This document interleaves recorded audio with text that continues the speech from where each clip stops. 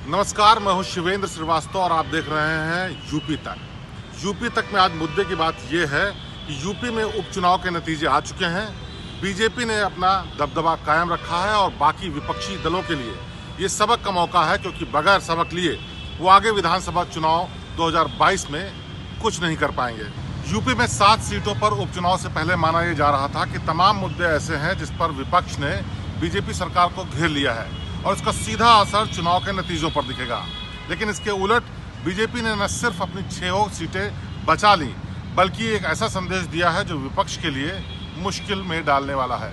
विपक्ष के लिए मुश्किल ये कि तमाम कोशिशों और सरकार की घेरने की कवायद के बावजूद उनको कोई भी सफलता नहीं मिली। हालांकि समाजवादी पार्टी ने मल्हनी की सीट काबिज कर ली है और वहां पर उनका कैंडिडेट लकी यादव जीत गया, लेकिन इतने भर से वो मजबूत विपक्ष के रूप में खड़े होने की ताकत में नहीं है, इसलिए मंथन उनको भी करना है। इसके अलावा कांग्रेस और बसपा के लिए बेहद मुश्किल स्थिति है। कांग्रेस के लिए चुनौती ज्यादा बड़ी है, क्योंकि महासचिव प्रियंका वाड्रा के निर्देशन में लगातार कांग्रेस प्रदर्शन कर रही थी, सरकार का विरोध कर रही थी, सरकार को घेरने की कोशिश कर रही थी और कहा यह भी जा रहा था कि जनता बीजेपी का सच जान चुकी है।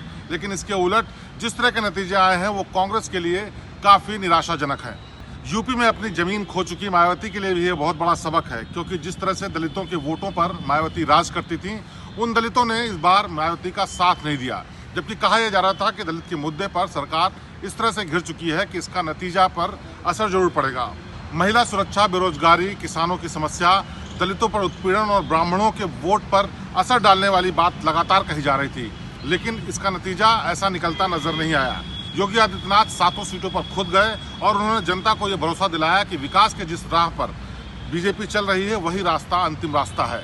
आमतौर पर यूपी में जाति समीकरण सबसे ज्यादा जरूरी होते थे, लेकिन इस बार उपचुनाव में यह भी साफ तौर पर पता चला कि जिन जगहों पर जाति समीकरण की वजह से बीजेपी कई बार हार जाती थी या कम वोट मिलते थे, वहां पर भी बीजेपी को जबरदस्त सपोर्ट मिला है। पश्चिमी उत्तर प्रदेश के मुस्लिम बहुल इलाकों में जहां समाजवादी पार्टी, बसपा और कांग्रेस दम भरते थे, वहां पर भी बीजेपी ने न सिर्फ सीटें पाली बल्कि वोट का परसेंटेज भी बढ़ा है। इससे एक बात साफ है कि बसपा, कांग्रेस और सपा तीनों ही मुस्लिम वोटरों को ये समझाने में नाकामयाब रहे कि वही उनके सबसे अच्छे रहनुमा हैं। उपचुनाव के नतीजे विधानसभा 2022 के चुनावों के लिए बड़ी सबक लेकर के आए हैं और ये सबक अगर बीजेपी के अलावा दूसरी पार्टियों ने नहीं सीखा तो उनके लिए उस वक्त भी मुश्किल हो सकती है जब चुनाव के रण में बीजेपी अपने पूरे दमखम के साथ उतरेगी। क्योंकि बीजेपी के साथ खास बात यह भी है कि जिस भी चुनाव में बीजेपी उतरती है वो अपने पूरे लाव लश्कर और पूरे नेताओं के साथ उतरती है। इसके उलट विपक्षी पार्टियों ने इस बार उपचुनाव में अपने किसी भी बड़े नेता को प्रचार के लिए नहीं उतारा। तो उपचुनाव के नतीजों से बड़े सबक हैं जो विपक्षी पार्टियों को सीखने होंगे, वरना विधानसभा 2022 के चुनाव में भी इसी तरीके की निराशा हाथ लग सकती है।